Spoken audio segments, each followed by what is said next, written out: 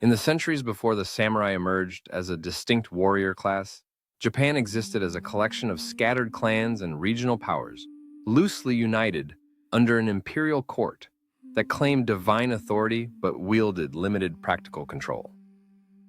The archipelago had received significant cultural influence from mainland Asia, particularly from China and Korea, absorbing elements of Buddhism, Confucianism, writing systems, and administrative practices. However, despite these external influences, Japan was by no means simply an imitator of continental civilization.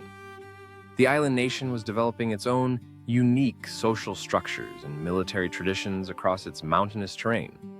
The natural features of Japan, with its rugged mountains, deep valleys, and limited arable land stretching from the northern reaches of Honshu to the southern islands of Kyushu, made centralized control difficult, forcing regional powers to develop their own autonomous systems of governance and defense. In turn, this geographic fragmentation provided the conditions necessary for local warrior elites to emerge as the dominant political force in Japanese society. As the early Heian period began around the turn of the 9th century, Japanese society had begun to organize itself around a system of private estates known as shoin, controlled by aristocratic families and religious institutions who derived their power from land holdings, a loyal group of armed retainers, and success in managing agricultural production. Political power was increasingly fragmented as the imperial court in Kyoto gradually lost its ability to enforce authority across distant provinces. As a result, wealthy landowners began to look beyond the court's ineffective military structure and establish their own private armed forces to protect their interests and expand their holdings. Together, this combination of political fragmentation, competition for resources, and the need for military protection created the conditions necessary to bring about the rise of the samurai class. Central to this development was the evolution of mounted archery and swordsmanship techniques that would define Japanese warfare for centuries. By the 10th century, provincial warriors had developed a distinctive fighting style centered on the use of the bow from horseback, combined with close combat skills using curved swords that would later evolve into the iconic katana. The most important of these early warriors were not common soldiers, but members of the provincial aristocracy who could afford horses, armor, and weapons. These mounted warriors, known initially as bushi, were typically drawn from families with some connection to the imperial line or to powerful court nobles, giving them both martial prowess and social legitimacy. Their role was not solely to provide military service, but also to act as estate managers, tax collectors, and local administrators. Consequently, military power and administrative authority developed not as separate functions, but as part of the same warrior culture. By the 10th century, two great warrior clans had established dominance over much of Japan, the Minamoto and the Taira, both descended from branches of the imperial family that had been granted clan names and sent to the provinces. These families absorbed knowledge of court politics and military strategy, all the while learning where power was concentrated, which regions were poorly defended, and how aristocratic rivalries could be exploited to their advantage. Private warfare therefore grew naturally out of this competitive environment as it offered a means of acquiring land, wealth, and prestige. The profits of successful military campaigns were redistributed by clan leaders to their followers, reinforcing their loyalty and increasing the social standing of ambitious warriors who could then amass larger retinues and more powerful armies. It was against this backdrop that the samurai began to emerge as a recognizable social class during the 11th and 12th centuries. The term samurai itself derives from the word saburao, meaning to serve, reflecting their original role as armed retainers in service to aristocratic masters. These warriors developed a code of conduct emphasizing loyalty, martial skill, and honor, though the formalized Bushido code that later became famous was largely a product of much later periods. What defined the early samurai was not a unified philosophy, but rather practical bonds of personal loyalty between lord and vassal, reinforced through grants of land and the promise of military support. Throughout the 11th century and into the 12th, The Minamoto and Taira clans competed fiercely for influence at the imperial court, each seeking to position themselves as the dominant military power in the realm. These tensions reached a breaking point in the year 1156 when a succession dispute within the imperial family erupted into armed conflict known as the Hogan Rebellion. Both the Minamoto and Taira were drawn into the fighting on opposing sides, marking the first time that samurai armies clashed in the capital itself.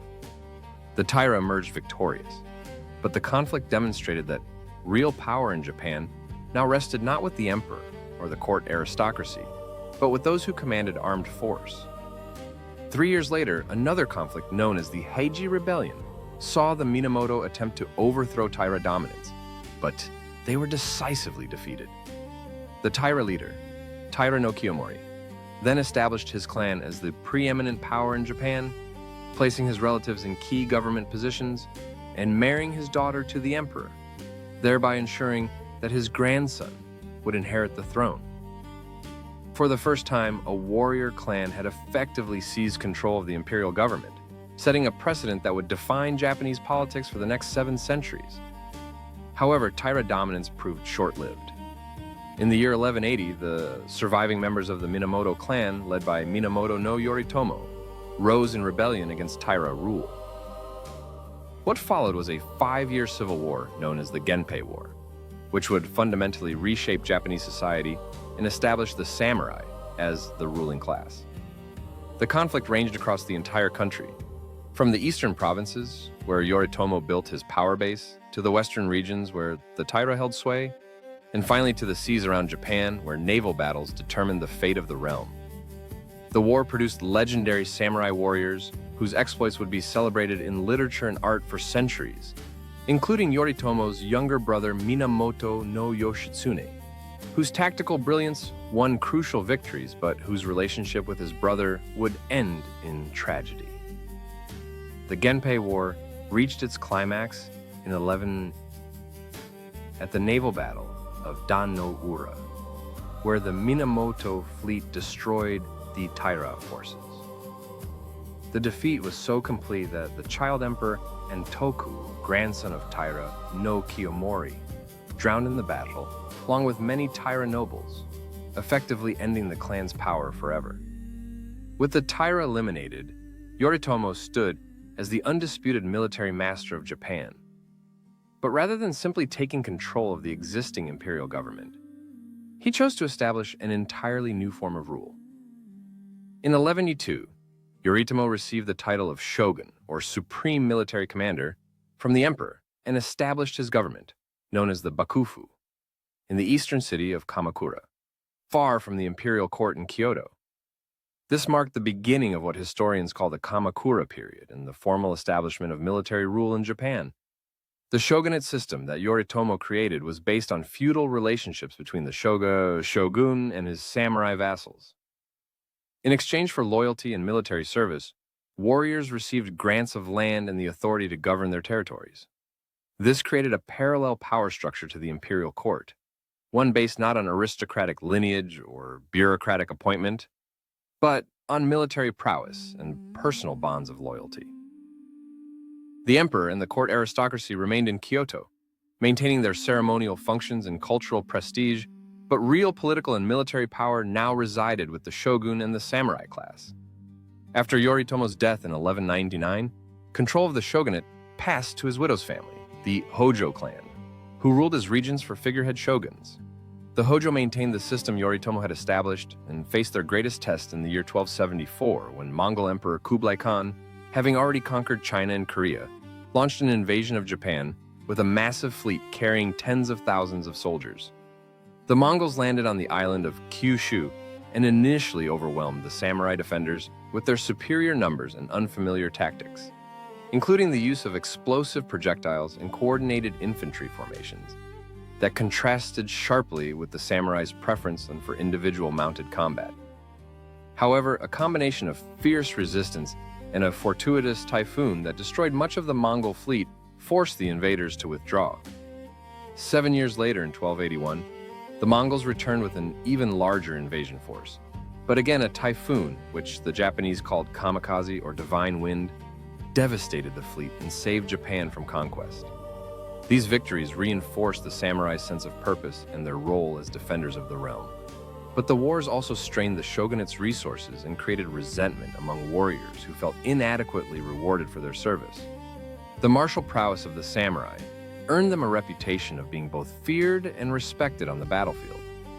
But if you've ever wanted to take command of an army yourself, then why not download and play War Thunder, the sponsor of this video? War Thunder is the most comprehensive vehicle combat game ever made and is available now for free on PC, mobile, and consoles. Take command of over 2,500 tanks, planes, helicopters, and ships from 10 major nations, ranging from biplanes and armored cars of the 1920s to the fighter jets and main battle tanks of today. Immerse yourself in the intense combat of War Thunder, where incredibly detailed vehicles, realistic graphics, and authentic sound effects place you right at the helm of the most powerful war machines of our time. Join a worldwide community of over 95 million players in epic PvP battles today and delve into the breathtaking experience that is War Thunder. With an unmatched wealth of high-quality content to discover, there's simply no game better suited for fans of military history. One feature that we particularly like is the game's sophisticated vehicle damage models, which intricately show individual components like engines, fuel tanks, weapons, and crew, all of which are susceptible to damage from enemy fire, just like their real-world counterparts. We'd recommend War Thunder to anyone with a fond interest in history, as you can get as close as virtually possible to taking command of a genuine historical war vehicle, which you can customize with countless camouflages, historical markings, and decoration options. Play War Thunder now for free by using the links in the video description or pinned comments to sign up. New players and those who haven't played in 6 months will also receive a massive bonus pack only for PC and consoles that includes multiple premium vehicles. The exclusive vehicle decorator Eagle of Valor, 100,000 Silver Lions, and 7 days of premium account. Available for a limited time only, so don't miss it. While the Kamakura shogunate struggled with the aftermath of the Mongol invasions, tensions between the warrior government and the imperial court began to resurface. By the early 14th century, Emperor Go-Daigo attempted to restore direct imperial rule by rallying support from dissatisfied samurai and challenging the Hojo regency. In 1303, one of the shogunate's most powerful generals, Ashikaga Takauji, defected to the emperor's side, leading to the fall of Kamakura and the end of Hojo rule. However, Go-Daigo's restoration proved short-lived as Takauji soon turned against him, establishing a rival emperor and founding a new shogunate in Kyoto in 1300. This marked the beginning of the Ashikaga or Muromachi period, named after the district in Kyoto where the shoguns established their headquarters. The Ashikaga shogunate, however, never achieved the same level of control that the Kamakura regime had maintained. Power remained fragmented among regional military governors called shugo, who gradually transformed their positions into hereditary domains. The shogun's authority was largely confined to the capital region, and even there it was constantly challenged by rival factions. This instability erupted into full-scale civil war in 1467 with the outbreak of the Onin War, a succession dispute that devastated Kyoto and marked the beginning of the Sengoku period, or Age of Warring States. For the next century and a half, Japan descended into near-constant warfare, as regional warlords known as daimyo fought for supremacy. The Ashikaga shoguns remained in Kyoto, but were reduced to powerless figureheads as real authority devolved to those who could command armies and hold territory. This era saw the samurai class reach its full development as a military aristocracy. The romantic image of the samurai as noble warriors, bound by honor, was largely a creation of later periods. For the Sengoku era was characterized by pragmatism, betrayal, and survival. Daimyo rose and fell based on their military success and political acumen, and loyalty was often a matter of convenience rather than principle. Yet it was also during this period that many of the cultural practices associated with the samurai flourished, including the tea ceremony, Zen Buddhism, landscape gardening, and the arts of poetry and calligraphy, all of which were seen as essential refinements for the warrior class. The introduction of firearms to Japan by Portuguese traders in 1543 revolutionized samurai warfare. Within decades, Japanese swordsmiths had mastered the production of matchlock muskets, and daimyo began incorporating large numbers of ashigaru, or foot soldiers, armed with these weapons into their armies. The traditional emphasis on mounted archery and swordsmanship gave way to massed infantry formations and castle sieges, fundamentally changing the nature of combat. It was in this violent and chaotic environment that three successive warlords emerged to reunify Japan. The first was Oda Nobunaga, a minor daimyo who, through brilliant military strategy and ruthless tactics, conquered much of central Japan between 1580 and his assassination in 1582. Nobunaga was succeeded by his most capable general, Toyotomi Hideyoshi, a man of humble origins who rose through the ranks to become the most powerful figure in Japan. By 1590, Hideyoshi had completed the unification of the country, bringing an end to a century of civil war. Hideyoshi implemented sweeping reforms that would define the samurai class for the next 3 centuries. He conducted a nationwide land survey to establish taxation and ordered a sword hunt that disarmed the peasantry, creating a clear legal distinction between samurai and commoners. He also attempted to invade Korea and China in the 1590s, launching 2 massive expeditions that ultimately failed, but demonstrated the military power Japan had developed during the Warring States period.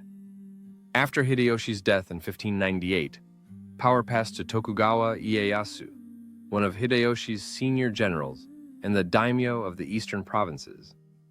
In 1600, Ieyasu defeated his rivals at the Battle of Sekigahara, the largest samurai battle in Japanese history, involving over 150,000 warriors. 3 years later, he received the title of shogun and established his government in Edo, modern-day Tokyo. The Tokugawa shogunate would rule Japan for the next 265 years, presiding over an era of peace and stability unprecedented in Japanese history. The Edo period saw the samurai transform from active warriors into a hereditary bureaucratic class. With no more wars to fight, samurai became administrators, scholars, and ceremonial figures, living on fixed stipends from their daimyo rather than from the land.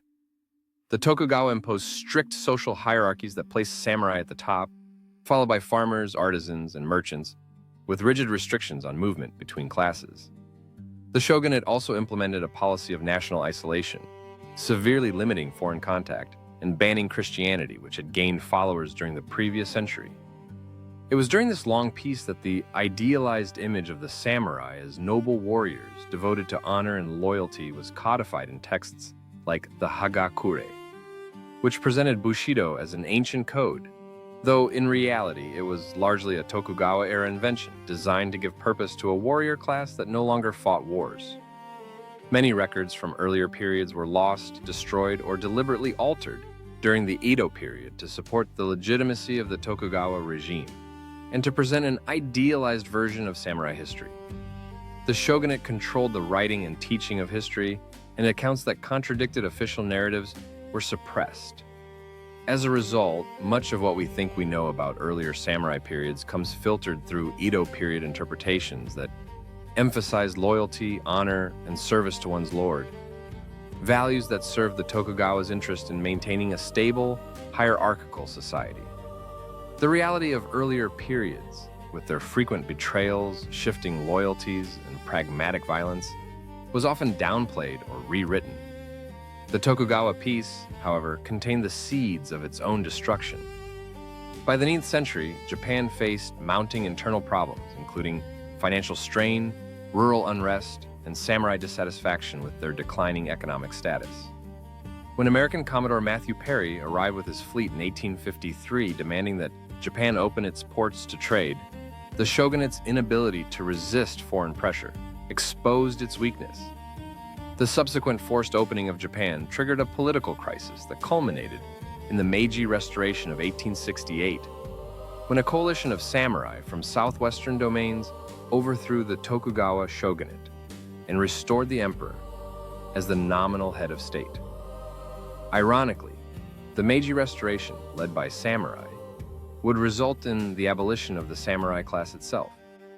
The new government, determined to modernize Japan and prevent colonization by Western powers, implemented sweeping reforms that dismantled the feudal system.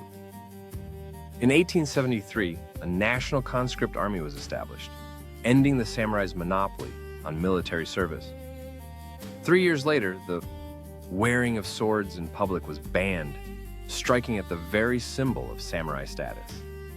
Finally, in 1876, samurai stipends were abolished and converted to bonds, effectively eliminating the economic basis of the class. Many samurai rebelled against these changes, most notably in the Satsuma Rebellion of 1877, led by Saigo Takamori, one of the architects of the Meiji Restoration who had become disillusioned with the new government's direction. The rebellion was crushed by the new conscript army, and Saigo's death marked the end of the samurai as a functional class in Japanese society. As Japan moved into the modern era, the legacy of the samurai was transformed into a cultural symbol that served the needs of the emerging nation-state. The Meiji government and subsequent regimes promoted an idealized version of samurai values, emphasizing loyalty to the emperor, self-sacrifice, and martial spirit as qualities that all Japanese should embody. This romanticized Bushido became a tool of nationalist ideology used to mobilize the population for imperial expansion and ultimately for the wars of the early 20th century. The actual history of the samurai, with its complexity, contradictions, and frequent departures from idealized codes of conduct, was subordinated to myth-making that served contemporary political purposes.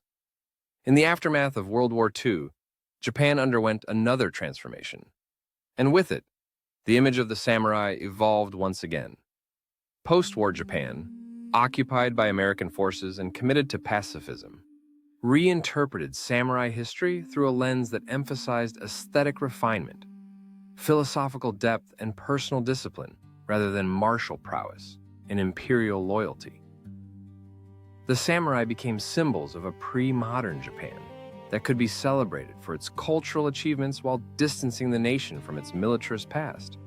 This version of samurai history, sanitized and aestheticized, was then exported globally through films, literature, and popular culture, creating the image familiar to most people today.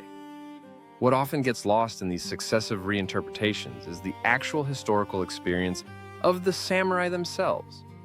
They were not a monolithic group united by a timeless code, but rather members of a warrior aristocracy whose values, practices, and social roles changed dramatically over 8 centuries. The early provincial warriors of the Heian period bore little resemblance to the Edo period bureaucrat samurai, and neither matched the nationalist icon created in the Meiji era. Many primary sources that might have provided a more nuanced picture were lost to fires, wars, and deliberate destruction. The Onin War devastated Kyoto and destroyed countless documents. The transition from the Ashikaga to the Tokugawa saw many records disappear as new regimes sought to legitimize themselves. Even after the Meiji Restoration, as Japan rushed to modernize, many samurai families' private records were discarded or lost as descendants moved to cities and abandoned their ancestral homes. What remains is a historical record that is fragmentary, often contradictory, and heavily shaped by the political and cultural agendas of those who preserved and interpreted it. The samurai benefited enormously from their position as the ruling class for most of Japanese history from the 12th to the 19th centuries. They enjoyed legal privileges, social prestige, and economic advantages that set them apart from the majority of the population. Yet they also bore the burden of maintaining their status through military service, administrative competence, and adherence to social expectations that could be rigid and unforgiving. The daimyo and higher-ranking samurai accumulated wealth and power, while lower-ranking samurai often struggled financially, particularly during the Edo period when fixed stipends failed to keep pace with inflation. The peasants who made up the vast majority of Japan's population bore the cost of supporting the samurai class through taxation and labor, receiving in return a social order that provided stability but offered little opportunity for advancement. The merchants, officially ranked below samurai in the social hierarchy, often accumulated more actual wealth, but lacked the social prestige and legal privileges of the warrior class. By the end of the samurai era, the class had ceased to exist as a distinct social group, not because they were defeated by foreign conquest, but because they adapted to changing circumstances, some successfully transitioning to new roles in the modern Japanese state as military officers, bureaucrats, businessmen, and educators, while others were left behind by the rapid pace of change. The samurai legacy, however, persisted in the institutions, values, and cultural practices of modern Japan, though often in forms that would have been unrecognizable to the warriors of earlier centuries. Today, the samurai remain a subject of fascination worldwide, but the history we have access to is incomplete and filtered through centuries of interpretation and reinterpretation. Shout out to War Thunder again for sponsoring this video. Make sure to check out War Thunder now for free on PC, mobile, and consoles, and use the links in the video description as well as pinned comment to register. Those of you who are new or haven't played for 6 months will also receive a massive bonus pack on PC and consoles, including multiple premium vehicles, in-game currency, and more.